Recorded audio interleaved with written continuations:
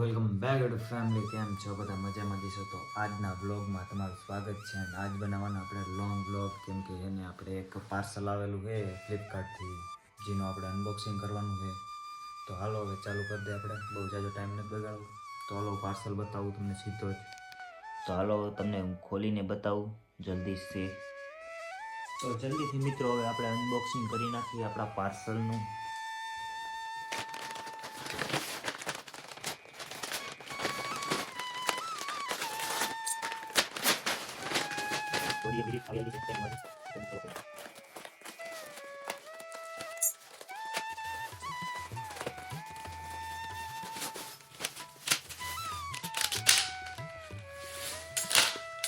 તો ફાઇનલી મિત્રો આ નીકળી ગયું છે. આપણે જોઈ લ્યો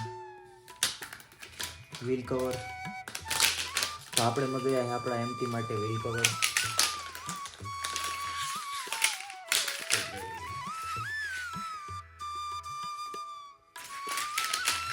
તો ચલો આનું તો કામ કમ્પ્લીટ હોય. બીજું વસ્તુ તો એક આપેલી છે આટલા બોલ્ટ સ્ક્રૂ. એ પણ ખોલીને બતાવી દઉં તમને.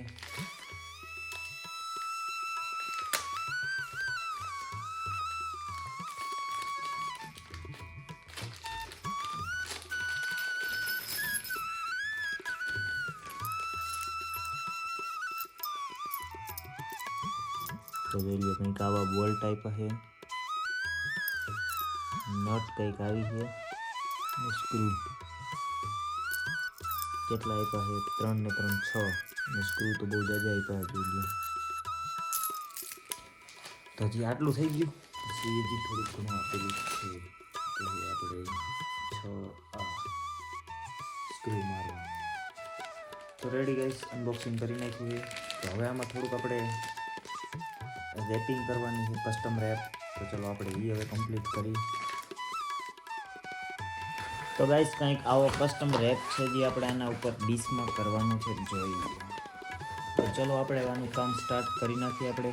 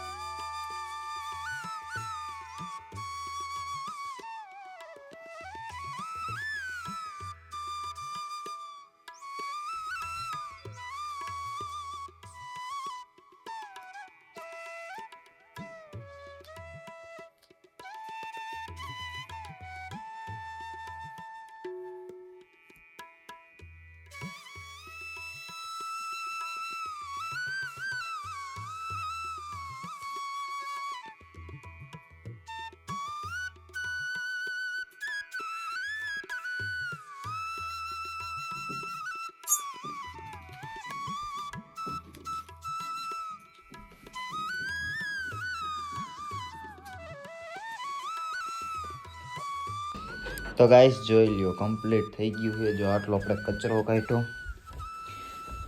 અને કંઈક આવા અલોય વ્હીલ્સ બનાવ્યા છે 4 જે આપણા બાઇકમાં લગાડવાના છે. જે કે હજી આપણે બાઇકમાં ફ્રન્ટનું મેગવ્હીલ ભાંગી ગયું એટલે આપણે હજી લગાડશું નહીં, વાર છે. તમને હમણાં જઈને બહાર જઈને બતાવું કે મેગવ્હીલ ભાંગી ગયેલું છે. તો હાલો આ કમ્પ્લીટ થઈ ગયું એટલે આ કામ બધું પતાવી અને પછી પાછું ચાલુ કરું વ્લોગ.